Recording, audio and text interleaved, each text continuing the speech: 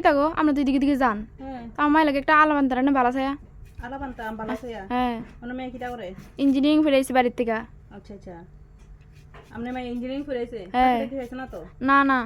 মানে সংসার করবো না হ্যাঁ হ্যাঁ তো সংসার করতে হলে কি ডিগ্রি লাগে জানেন ইঞ্জিনিয়ারিং ডিগ্রি লাগে না সংসার করতে তো সংসার করতে লাগে হইলো বালা চা করতে জানান লাগবো বালা বাতরা তরকারি রাঁধতে জানান লাগবো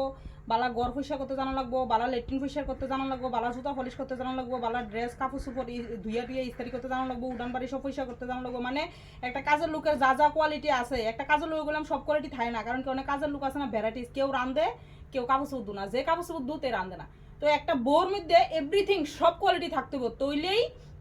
হ্যাঁ বালা সংসারে থাকতে পারবো এবং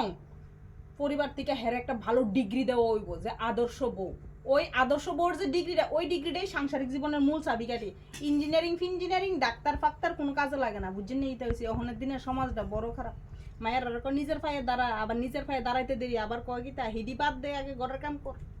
বুঝছেন এইটা হয়েছি তাহলে আগে মায়ের শিখান তৈলে মায়ের জীবনে সুখী হইব আর নাহলে মায়ের জীবনে কোনো দুঃখের শেষ থাকতো না বউ